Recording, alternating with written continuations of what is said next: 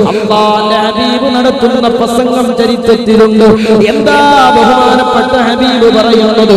ആധുനിക സമൂഹം സുരക്ഷ നഷ്ടപ്പെട്ടുപോയ, സമാധാനം നഷ്ടപ്പെട്ടുപോയ, ഭീകരമായ, അശാന്തിപരമായ, അരാജകത്വപൂർണമായ സാമൂഹിക ക്രമത്തിന്റെ മുന്നിൽ ഓച്ചാനിച്ചു നിന്ന് പ്രതിവിധിയറിയാതെ പരിതപിക്കുന്ന ആധുനിക ലോകത്തിന്റെ മുമ്പിലേക്ക് മഹാനായ മുഹമ്മദുർ റസൂലുള്ളാഹി സ്വല്ലല്ലാഹു അലൈഹി വസല്ലമ തങ്ങളുടെ സന്ദേശമാണ്. എന്താണ് അല്ലാഹുവിന്റെ ഹബീബ് പറയുന്നത്?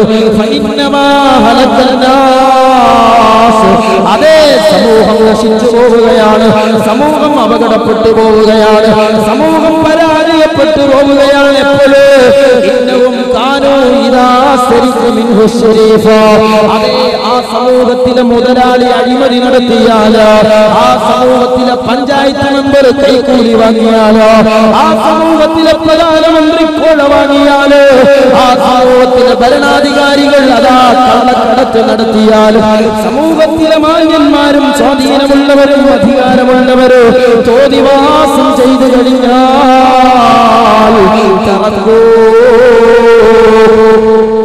അധികാരമുള്ളവർ, സമ്പത്തുള്ളവർ, സ്വാധീനിക്കാൻ കഴിവുള്ളവർ അഴിമതി നടത്തിയാൽ അവരെ വെറുതെ വിടുന്ന ലോകം.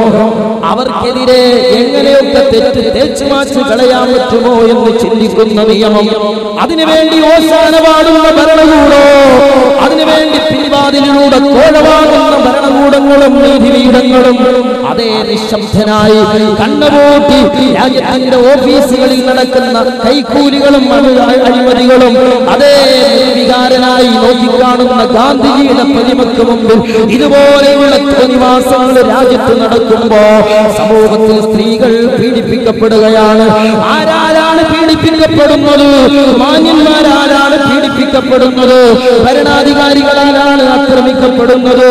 അതേ ഈ രാജ്യത്ത് ബലാത്സംഗ കേസിൽപ്പെടുന്ന ആളുകളെ കൊലക്കുറ്റം ചുമത്തണമെന്ന നിയമം വന്നാൽ തന്നെ ആ നിയമം നടപ്പിലാക്കപ്പെടേണ്ട ഭരണാധികാരികൾ തെറ്റു ചെയ്താൽ അവർ രക്ഷപ്പെടുകയാണ്. ഇങ്ങനെയുള്ള ഒരു കാലം വന്നാൽ, ഇങ്ങനെയുള്ള സമൂഹം വന്നാൽ ആ സമൂഹത്തിന് രക്ഷയില്ല, ആ സമൂഹത്തിന് ഒരിക്കലും തന്നെ രക്ഷപ്പെടാൻ കഴിയില്ല.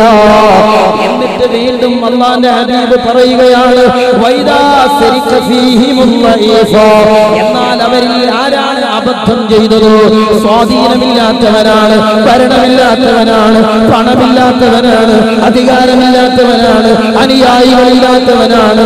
അങ്ങനെയുള്ള ആരെങ്കിലും പാപങ്ങൾ വല്ല അബദ്ധത്തിലും പെട്ടുപോയാൽ അവരെ ശിക്ഷിക്കാൻ നാട്ടിൽ നിയമങ്ങളുണ്ട്, അവരെ പിടികൂടാൻ നിയമങ്ങളുണ്ട്, അവരെ തളച്ചിടാനും അതിനുവേണ്ടി നിയമം നിർമ്മിക്കാനും വ്യാഖ്യാനിക്കാനോ ജഡ്ജിമാരും നീതിപീഠങ്ങളുമുണ്ട്. അവർ തെറ്റ് ചെയ്തു എന്ന് വിധി വന്നിട്ടില്ലെങ്കിൽ പോലും അവരുടെ അവകാശങ്ങൾ ധ്വംസിക്കപ്പെടുകയാണ്. ഗുജറാത്തിന്റെ തെരുവിൽ ആയിരങ്ങളെ കശാപ്പ് ചെയ്ത നരേന്ദ്രമോദി ഇന്നും ഭരണത്തിന്റെ തണലിൽ സുഖരോഗമായി ജീവിക്കുമ്പോ ബോംബായിയുടെ തെരുവുകളിൽ ആയിരങ്ങളെ കശാപ്പ് ചെയ്ത ബാൽദാക്കർ എന്ന മനുഷ്യാധവനോ അതേ കട്ടിൽ കിടന്ന് മരിക്കുന്നത് രാജ്യം കണ്ടപ്പോ ഒരാളെ പോലും മുഖത്തടിച്ച കേസ് രാജ്യത്തെ ഏതെങ്കിലും ഒരു നിയമപീഠത്തിന്റെ മുന്നിൽ ആധികാരികമായി തെളിയിക്കാൻ കഴിയാത്ത എന്തെങ്കിലും ഒരു കുറ്റം ചെയ്തു എന്നോ ഈ രാജ്യത്ത് എഴുതപ്പെട്ട ഏതെങ്കിലും ഒരു ഭരണഘടനയുടെ വ്യാഖ്യാനം വെച്ചുകൊണ്ട് വിശദീകരിക്കാൻ ഇന്നും കഴിയാത്ത അബ്ദുൽ നാസർ മഅദനി എന്ന് പറയുന്ന ഒരു മനുഷ്യനെ മരുന്നില്ലാതെ, മക്കളെ കാണാതെ, ഭക്ഷണമില്ലാതെ അതിദയനീയവും പരിതാപകരവുമായി ക്രൂശിക്കപ്പെടുമ്പോ എവിടെയാ സമൂഹത്തിൽ സുരക്ഷയുള്ളത്? എവിടെയാ നീതിയുള്ളത്? എവിടെയാ ധർമ്മങ്ങളുള്ളത്? മുഹമ്മദുർ റസൂലുള്ളാഹി സ്വല്ലല്ലാഹു അലൈഹി വസല്ലം തങ്ങൾ എന്നിട്ട് പറയുന്നു, വല്ലദീ നഫ്സു മുഹമ്മദിൻ സ്വല്ലല്ലാഹു അലൈഹി വസല്ലം, എന്റെ നാഥനായ അമ്മയുണ്ടല്ലോ, ആ അമ്മയാണ് സത്യം, ആ അമ്മയാണ് യാഥാർത്ഥ്യം, ആ അമ്മയാണ് സത്യം. ലൗ അന്ന ഫാത്തിമത ബിന്തു മുഹമ്മദിൻ സ്വല്ലല്ലാഹു അലൈഹി വസല്ലം, അതേ ലോകത്തിന്റെ നേതാവ്, ലോകത്തിന്റെ നേതാവ്, ലോകം വളക്കാൻ കാരണഭൂതരായ നേതാവ്, സ്വർഗം വളക്കാൻ കാരണക്കാരനായ നേതാവ്, ആ നേതാവിനെക്കാളും വലിയ നേതാവുണ്ടോ? ആ നേതാവിനെക്കാളും വലിയ സ്വാധീനമുള്ള നേതാവുണ്ടോ? ആ നേതാവിനെ അയാളെക്കാളും വലിയ ആധിപത്യമുള്ള നേതാവുണ്ടോ?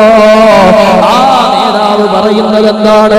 ലൗ അന്ന ഫാത്തിമത ബിന്തു മുഹമ്മദിൻ സല്ലല്ലാഹു അലൈഹി വസല്ലം, അല്ലാഹുവിന്റെ ഹബീബിന്റെ പൊന്നാരപ്പുമോള് ഫാത്തിമത്തു ഖിത്വത്തുൻ മിൻ കബദി, ഫാത്തിമ എന്റെ കരളിന്റെ കഷ്ണമാണെന്ന് ലോകത്തോട് വിളിച്ചു പറഞ്ഞ മുഹമ്മദുർ റസൂലുള്ളാഹി സല്ലല്ലാഹു അലൈഹി വസല്ലം തങ്ങളാ പറയുന്നത്.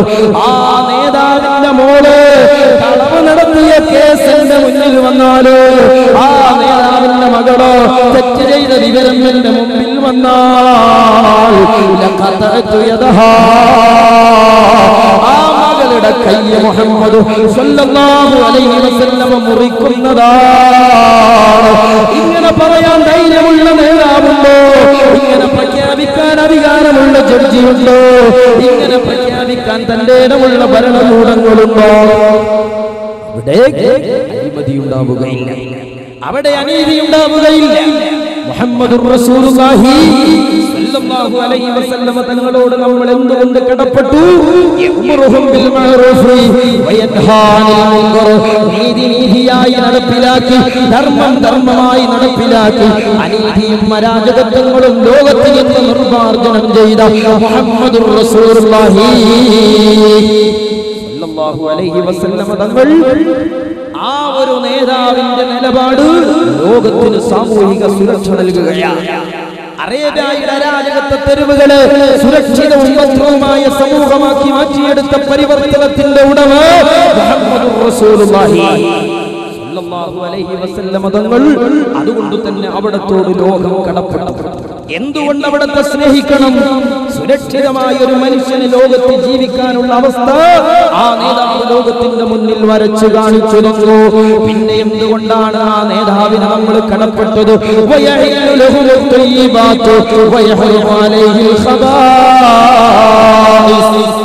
ആ നേതാവ് ശരീരത്തിന് ഗുണമായതിന് ഹലാലായും ശരീരത്തിന് അപകടമായതിന് ഹറാമായും പഠിപ്പിച്ചു.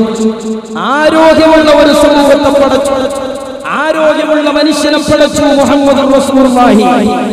അതുകൊണ്ട് തന്നെ ലോകത്ത് ഒരുപാട് പരീക്ഷണം നടന്നിട്ടുണ്ട്, ഒരുപാട് ഗവേഷണം നടന്നിട്ടുണ്ട്. ആ ഗവേഷണ പരീക്ഷണങ്ങളിൽ ഒന്നിൽ പോലും അല്ലാഹു തആല മനുഷ്യർക്ക് അപകടമാണെന്ന് പറഞ്ഞ ഒരു കാര്യം മനുഷ്യന് ഗുണമാണെന്നൊരു ശാസ്ത്രം പറഞ്ഞിട്ടില്ല.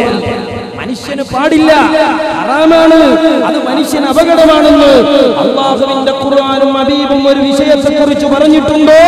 അതിൽ മനുഷ്യന് നന്മയുണ്ടെന്ന് പറയാൻ, അതിൽ മനുഷ്യന് ഗുണമുണ്ടെന്ന് പറയാൻ ലോകത്താർക്കും കഴിഞ്ഞിട്ടില്ല. ആരോഗ്യമുള്ള സുരക്ഷിതമായ ഒരു സമൂഹത്തെ ലോകത്തിന്റെ മുന്നിലേക്ക് കൈമാറിയത് ആ നേതാവായതുകൊണ്ട് ആ നേതാവിനോട് ലോകത്തിന് കടപ്പാടുണ്ട്, ആ നേതാവിന് ലോകത്തോട് ബാധ്യതയുണ്ട്. ഇനിയും ആ നേതാവിനെ കുറിച്ച് ഖുർആൻ പറയുന്നത് എന്താണ്?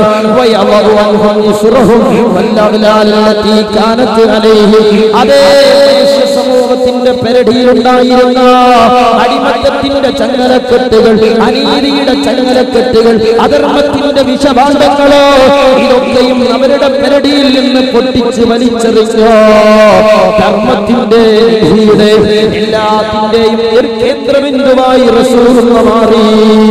അല്ലാഹുവിന്റെ ഹബീബ് മാറിയത്, അല്ലാഹുവിന്റെ ഹബീബ് അങ്ങനെ എല്ലാ അരാജകത്വങ്ങളിൽ നിന്നും സമൂഹത്തെ വിമോചിപ്പിക്കുകയാണ്. എങ്ങനെ വിമോചിപ്പിച്ചു? പ്രസംഗം കൊണ്ടല്ല, പ്രഭാഷണം കൊണ്ടല്ല, എഴുത്തുകൊണ്ടല്ല, പ്രായോഗികമായ ജീവിത വഴികളിലൂടെ, പരിഹാര മാർഗങ്ങളിലൂടെ ആ നേതാവ് കാണിച്ചു തന്നു. എങ്ങനെ കാണിച്ചു തന്നു?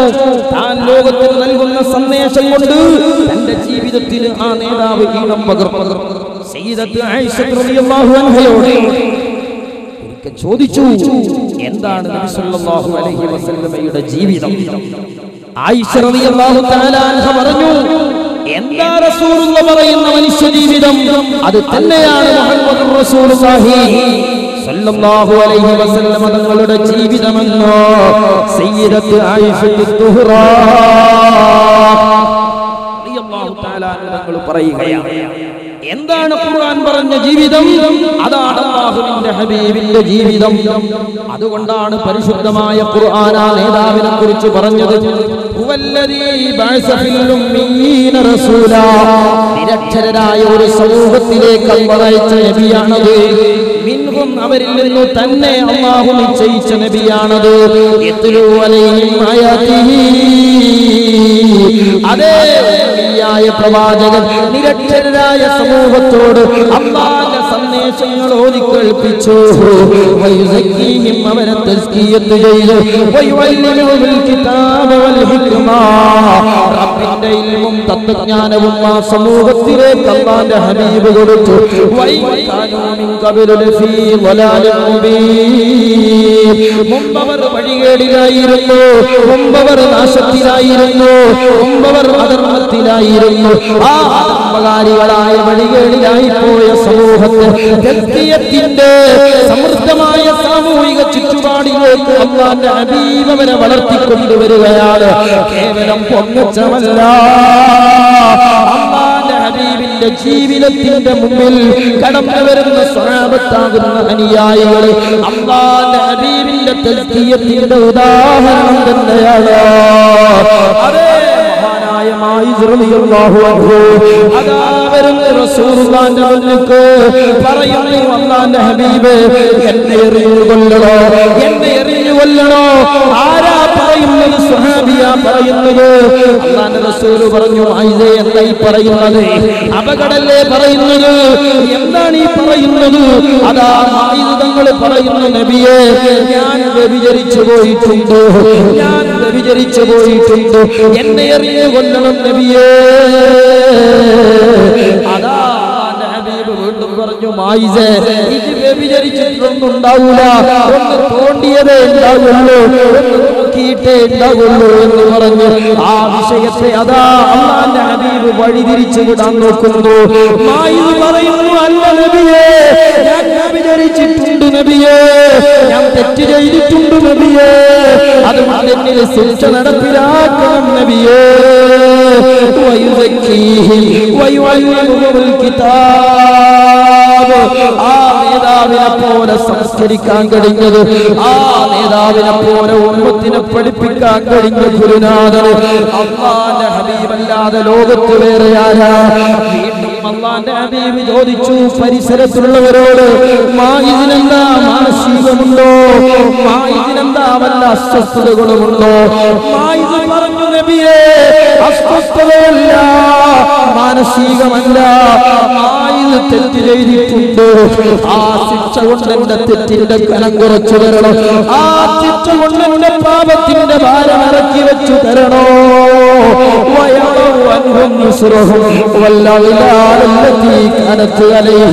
പാപഭാരത്തിന്റെ ചങ്ങലക്കെട്ടുകള് പടച്ചുറപ്പിന്റെ ശിക്ഷാ നിർവഹണങ്ങളിലൂടെ എന്റെ പെരടികളെ വൃത്തിയാക്കി തരണോ, എന്റെ ശരീരമൊന്ന് ശുദ്ധിയാക്കി തരണോ.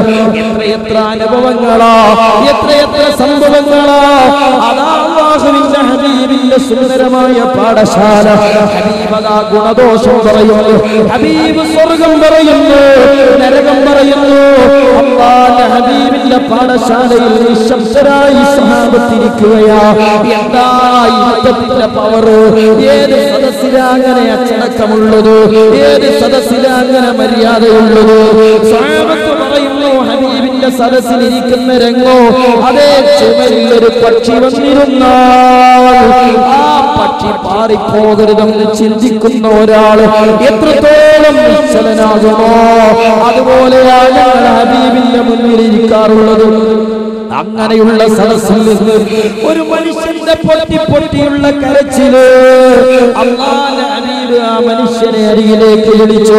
എന്താ വിഷയമെന്ന് ചോദിച്ചപ്പോ വാക്ക് പൂർത്തിയാക്കാൻ കഴിയാതെ അതേ ഒലിക്കുന്ന കണ്ണുകളോട് വിതുമ്പുന്ന ചുണ്ടുകളോട് ആ സഹാബി എന്ന് പറയാൻ തുടങ്ങി, നബിയേ എന്റെ 3 വയസ്സിൽ പ്രായമുള്ള കുട്ടി, 3 വയസ്സ് പ്രായമുള്ള എന്റെ കൊച്ചുകുട്ടി എന്റെ വീട് വരാന്തയിലൂടെ അടുക്കളയിലൂടെ എന്റെ മുറ്റത്തുകൂടെ ഓടിച്ചാടി നടക്കുന്ന എന്റെ കുഞ്ഞ്, അതിന്റെ മുമ്പ് എനിക്ക് കുഞ്ഞ് വേറെയുണ്ട്, അതിന് ഞാൻ കൊന്നിട്ടുണ്ട് പെണ്ണായ കാരണത്താൽ.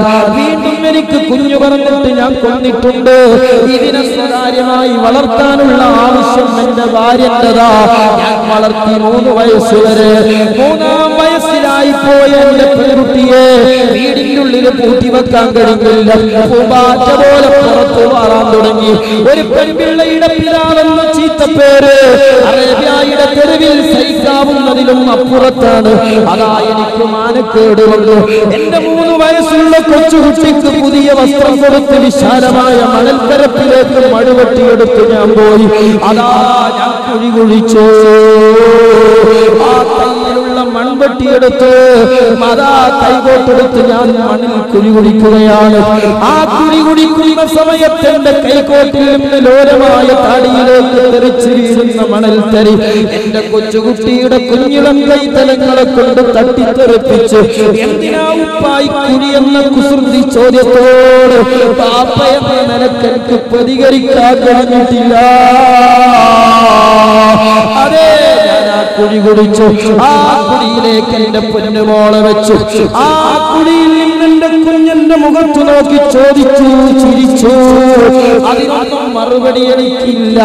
ആ കുഞ്ഞിന്റെ ചെറിയ പ്രായത്തിൽ ഭാരമേറിയ പാറക്കെല്ലാം കുഞ്ഞുമോളുടെ തലയിലേക്ക് എറിഞ്ഞിട്ട് ആ കുഴിയില്ല തലയോട്ടി ചിതറിത്തെറിക്കുന്നത് കണ്ടവനാ ഞാൻ. നാളെ സ്വർഗത്ത് പോകണ്ടേ? ഖുർആൻ ചോദിച്ച ചോദ്യം എന്താ? എന്ത് കാരണത്താലാ ആ പെൺകുട്ടികളെ കൊതിച്ചു മൂടിയതെന്ന് റബ്ബ് നാളെ ആഖിറത്തിൽ ചോദിക്കുമല്ലോ. വയുസക്കീഹിം വയുഅല്ലിമുഹുൽ കിതാബ വൽ ഹിക്മ. പ്രാവർത്തികമായ രൂപം. കള്ള് വിരോധിച്ചുകൊണ്ട് ഖുർആൻ ഇറങ്ങി. കള്ള് വിരോധിച്ചുകൊണ്ടുള്ള ആയത്ത് അറേബ്യയുടെ ഒരു ഭാഗത്ത് വെച്ചുകൊണ്ട് സ്വഹാബി ഓതിക്കേൾപ്പിക്കുമ്പോൾ അന്നത്തെ ഏറ്റവും ധനാഢ്യനും സ്വാധീനവുമുള്ള അബുഖാരി കോണ്ടക്ടർ ബഹുമാനപ്പെട്ട അബ്ദുറഹ്മാൻ ഇബ്നു ഔഫ് റളിയല്ലാഹു തആല അൻഹു കള്ള് ഷാപ്പിലേക്ക് ഓടിച്ചോടിച്ചു. മേശപ്പുറത്ത് ഗ്ലാസ്സിൽ കള്ള് പാർന്നു വെച്ചിട്ടുണ്ട്. ചിലർ അത് ചുണ്ടോട് ചേർത്ത് വെച്ചിട്ടുണ്ട്. ആ ഗ്ലാസ്സിലുള്ള കള്ള് ചുണ്ടോട് ചേർത്ത് പിടിക്കുന്ന മനുഷ്യന്റെ കൈകളിൽ നിന്ന് മദ്യത്തിന്റെ ചഷകങ്ങൾ വലിച്ചെറിഞ്ഞ് വിശാലമായ ദിർഹമുകൾക്ക് വില പറയാവുന്ന കള്ളിന്റെ ആ വലിയ വലിയ ദീപകൾ എറിഞ്ഞുടച്ച് അറേബ്യയുടെ തെരുവിലൂടെ ഓവുചാലുകളിലൂടെ മദ്യത്തിന്റെ ഓവുചാലുകൾ അരുവികൾ ഒലിച്ചിറങ്ങിപ്പോയി എന്ന് ചരിത്രം രേഖപ്പെടുത്തുകയാണ്. ആധുനിക മുസ്ലിം അല്ലാഹുവിന്റെ ഹബീബിന്റെ നിർദ്ദേശം നമ്മുടെ മുമ്പിലെത്തിയാൽ അവിടെ ഭൗതികമായ ചില ലാഭഛേദക്കണക്ക് നമുക്കുണ്ട്. ഭൗതികമായ ചില ലാഭക്കണക്കുകൾ, ചില നഷ്ടക്കണക്കുകൾ നമ്മുടെ മുമ്പിലുണ്ട്. ആ നഷ്ടക്കണക്കുകളുടെയും ലാഭക്കണക്കുകളുടെയും അവസാനത്തെ കൂട്ടിക്കിഴക്കലിൽ നമ്മൾ ചോദിക്കുന്ന ഒരു ചോദ്യമുണ്ട്. മൂല്യരെ, ഇക്കാലത്ത് അങ്ങനെയൊക്കെ നടക്കുമോ? ഇക്കാലത്ത് അങ്ങനെയൊക്കെ പറ്റുമോ? ഇക്കാലത്ത് അങ്ങനെയൊക്കെ നടക്കുമോ മൂല്യരെ?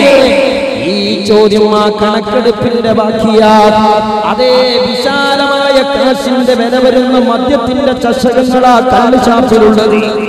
ഇന്നത്തെ കച്ചവടം കഴിഞ്ഞ് കൂട്ടിയിട്ടാണ് പോകാം.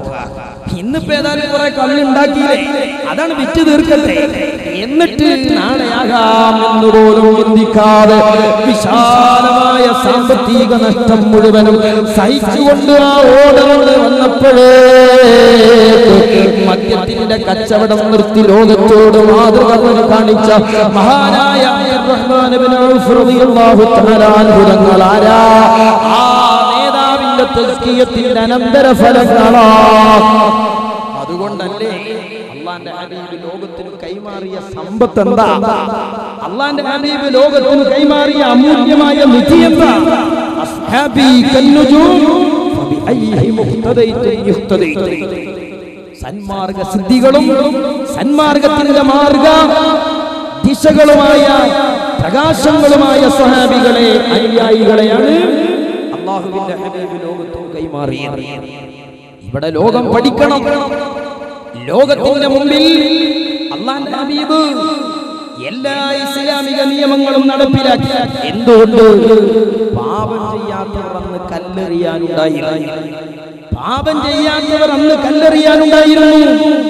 ഇന്നിപ്പോ സുരക്ഷിതമായ ഒരു സമൂഹത്തിന്റെ ഭദ്രതയ്ക്ക് വേണ്ടി ശക്തമായ നിയമം കൊണ്ടുവരികയും അത് നീതിപൂർവമായി നടപ്പിലാക്കാൻ തീരുമാനിക്കുകയും ചെയ്താൽ ആരാ കല്ലെറിയ?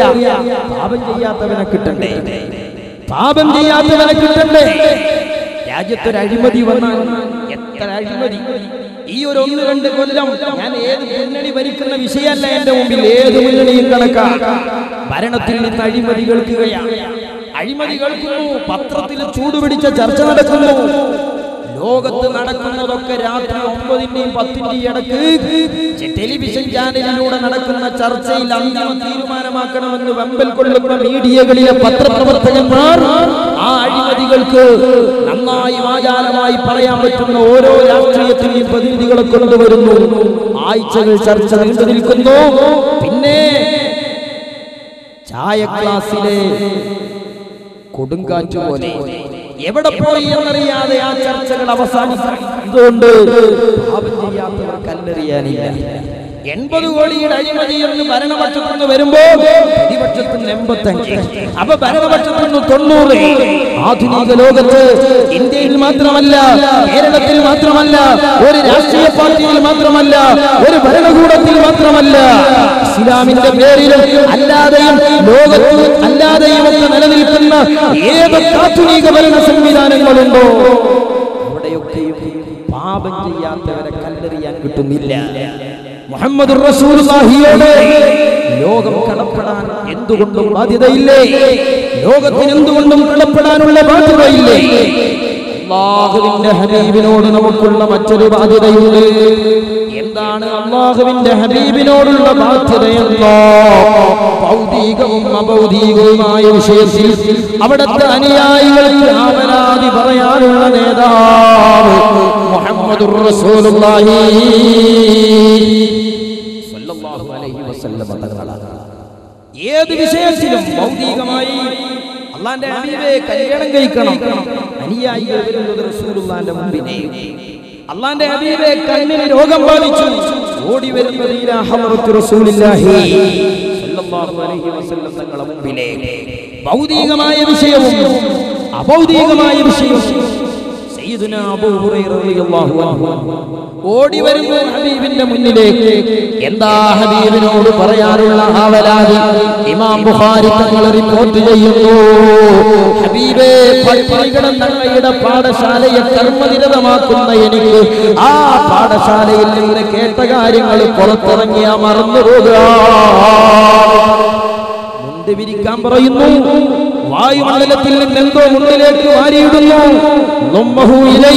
അത് നെഞ്ചോട് ചേർക്കാൻ പറയുന്നു. ആ ട്രീറ്റ്മെന്റിന്റെ ഫലം അബൂ ഹുറൈറ റളിയല്ലാഹു തആല ലോകത്തോട് പറയുന്നു, പിന്നൊന്നും ഞാൻ മറന്നിട്ടില്ല. ലോകത്തെ വൈജ്ഞാനിക വിപ്ലവത്തിന്റെ ഗജകേസരിയായി ജഗജില്ലിയായി ഇസ്ലാമിക പ്രമാണത്തിൽ ഇടം നേടി അബൂ ഹുറൈറ റളിയല്ലാഹു തആല തങ്ങൾ. സഹോദരന്മാരെ, നിങ്ങൾ നോക്കൂ, ഏത് വിഷയത്തിൽ അനുയായികൾ, എതിരാളികൾ എല്ലാവരും ആ നേതാവിന്റെ മുന്നിൽ ആവലാതി പറയും. നേതാക്കളും അനുയായികളും മാത്രമല്ല, സകലമാന ജീവജാലങ്ങളും ആ നേതാവിനോട് പരാതി പറഞ്ഞു. ഗ്രന്ഥങ്ങളിൽ എത്രയെത്രയാ സംഭവങ്ങളുള്ളത്, അതാ മഹാന്മാർ ഉദ്ധരിക്കുകയാണ്.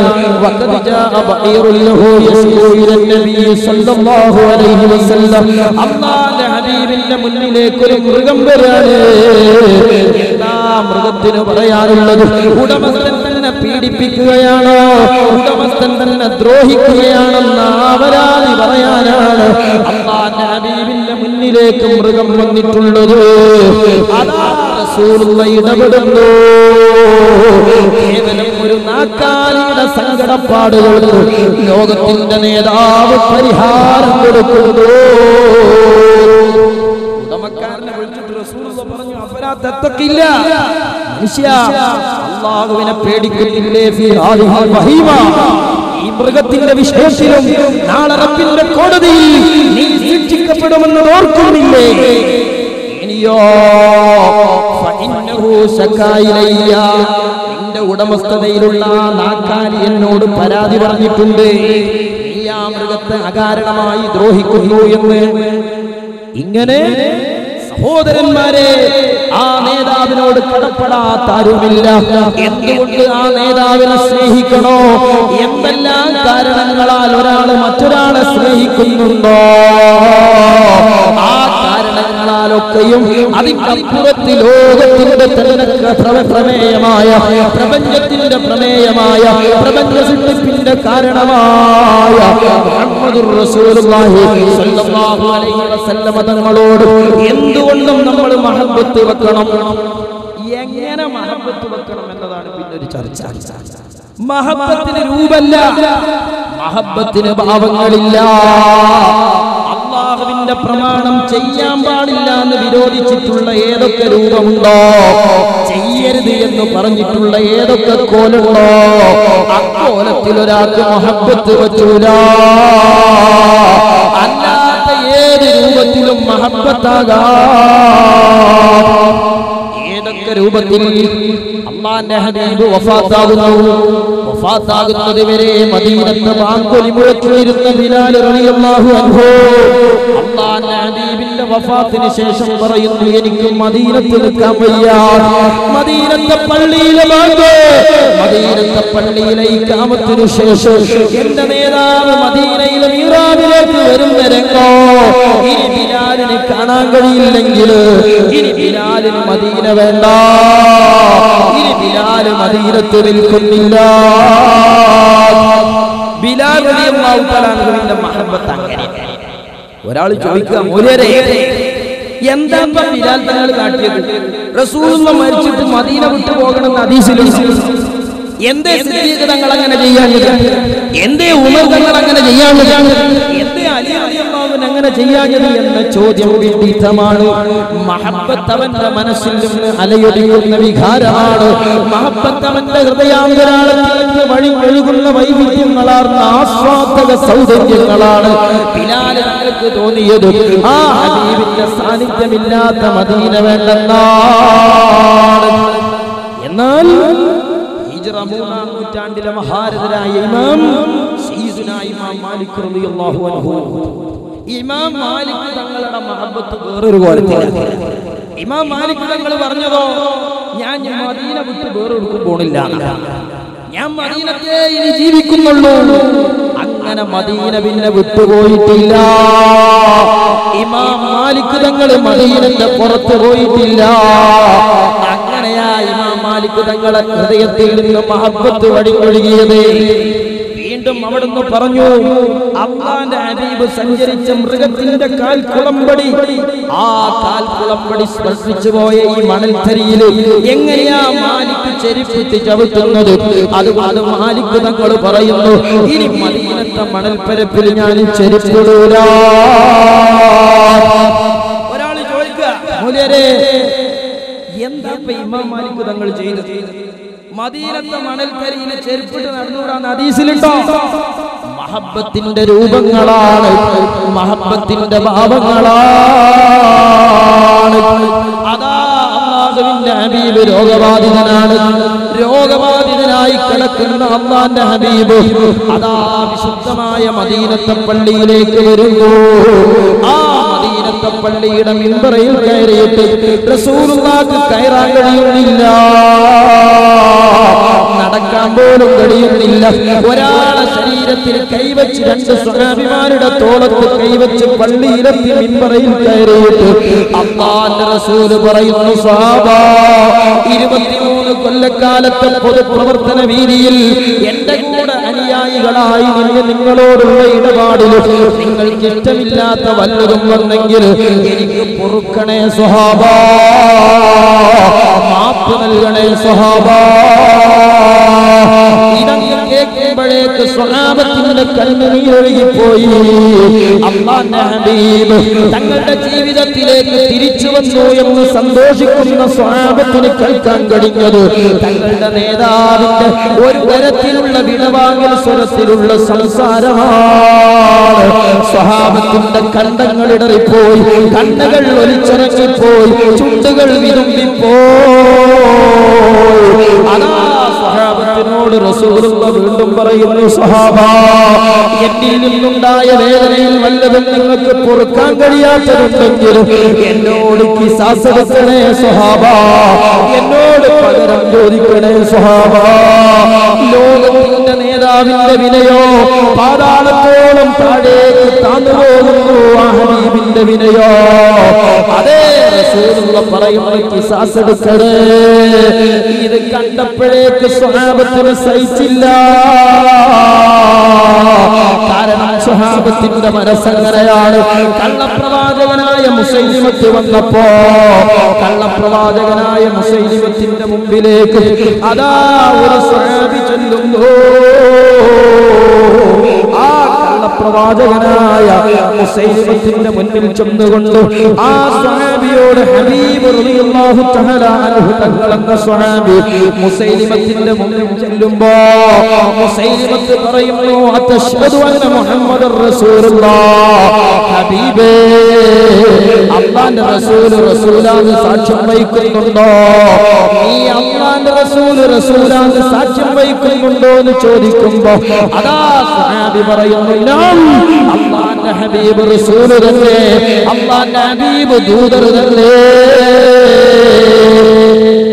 പിന്നെ മുസൈലിമത്തിന്റെ അടുത്ത ചോദ്യം, അത്അശ്ഹദു അന്നി റസൂലുള്ളാഹ്, ഞാൻ റസൂലാണെന്ന് നീ സാക്ഷ്യം വഹിക്കുന്നുണ്ടോ?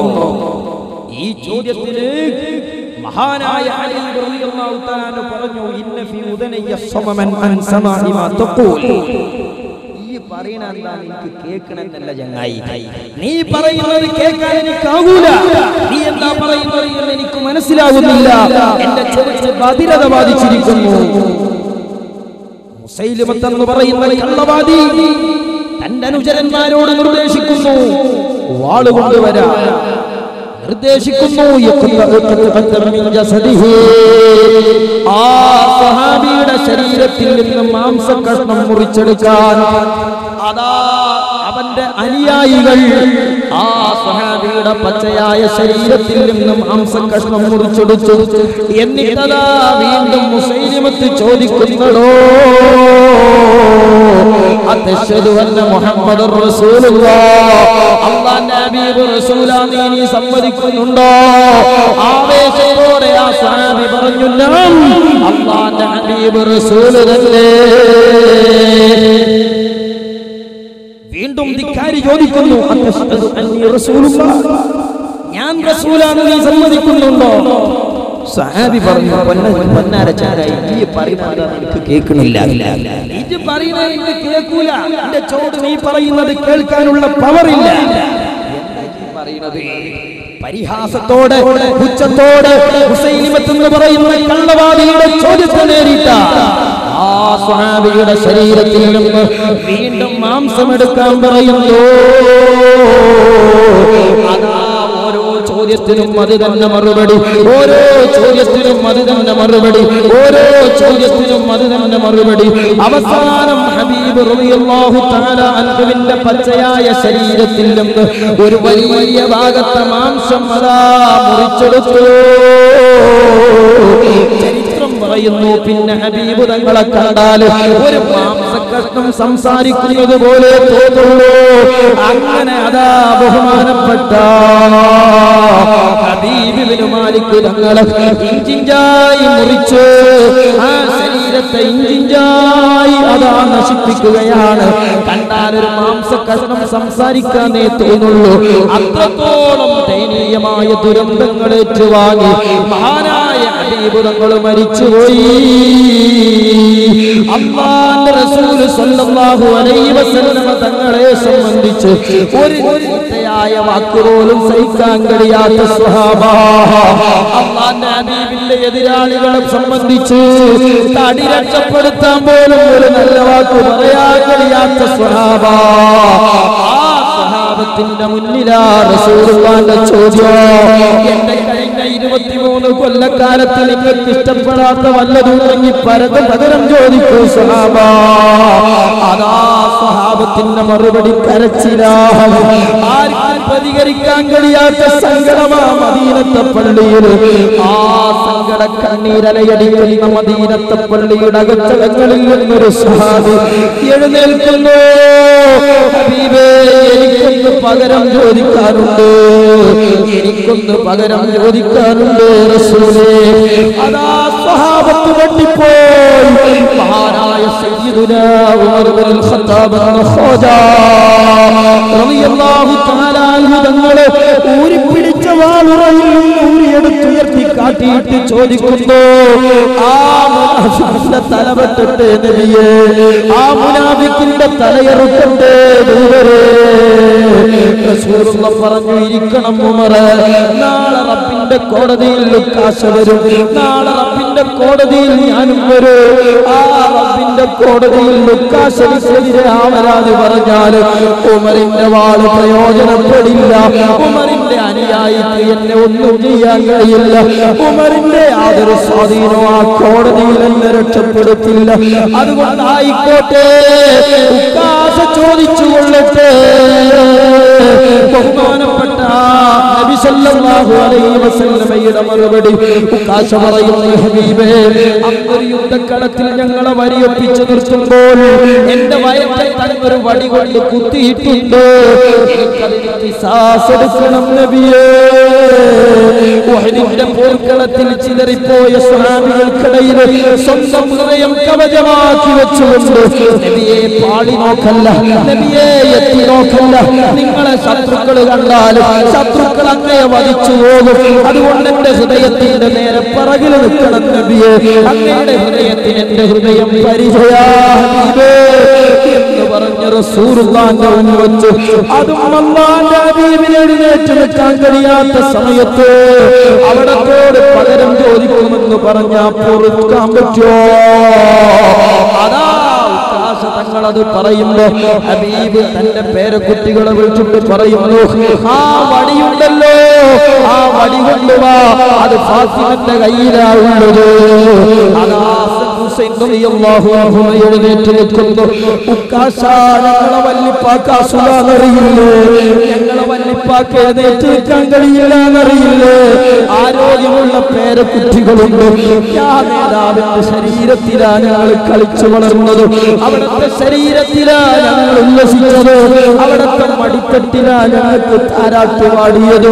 ഞങ്ങളുണ്ട് ഉക്കാശ, ഞങ്ങളുടെ ശരീരത്തിൽ ചോദിച്ചൂടെ പകരോ? അല്ലാഹുവിന്റെ ഹബീബിനെ വെറുതെ വിട്ടുകൂടെ? ഉക്കാശ പറഞ്ഞു, പോരാ, എന്നെ വേദനിപ്പിച്ചത് ഹബീബാ, എനിക്ക് ഖിസാസ് എടുക്കാനുള്ളത് നേതാവിനോടാ, ഒന്നും ചെയ്യാൻ മാർഗമല്ല.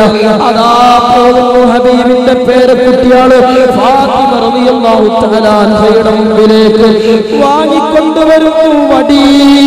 അല്ലാഹുവിന്റെ ഹബീബിലേക്ക് കൊടുക്കുന്നു. ജീവിതത്തിലൊരിക്കലും കാണരുതെന്ന് കൊതിച്ചതാ, ജീവിതത്തിലൊരിക്കലും സംഭവിക്കുമെന്ന് നിനക്കാത്തതാ. മദീനത്തെ പള്ളിയിൽ സ്വഹാബത്ത് കാണുന്നത് സങ്കടപ്പെട്ടു പോയി. ആ സമയത്ത് ഉക്കാശയുടെ കയ്യിലേക്ക് വടി കൊടുക്കുക. മഹാനായ ഉക്കാശ റളിയല്ലാഹു തആല അൻഹു തങ്ങള് അല്ലാഹുവിന്റെ ഹബീബിനോട് പറയുന്നു, ഹബീബേ, ആ സമയത്ത് എന്നെ അങ്ങ് വേദനിപ്പിച്ചപ്പോൾ ഞാൻ ഷർട്ട് ധരിച്ചിട്ടില്ല, അതുകൊണ്ട് ഷർട്ട് അഴിക്കണം നബിയേ. കൊച്ചുകുട്ടിയെ പോലെ വഴങ്ങുന്നു ലോകത്തിന്റെ നേതാവ്. തുല്യതയില്ലാത്ത വിനയത്തിന്റെ വിപ്ലവം ലോകത്ത് പാഠഭാഗത്ത് തുന്നിച്ചേർക്കുന്നു ഹബീബുല്ലാഹ്. അവിടെ അങ്ങ് ഷർട്ട് അടിച്ചു പോയപ്പോ അന്ത സാക്കിനുഹു ലൈസ മുഹ്താജൻ ഇലാ സുറുജി. ഹബീബുള്ളിടത്ത് വെളിച്ചം വേണ്ട, ഹബീബുള്ളിടത്ത് പ്രകാശം വേണ്ട.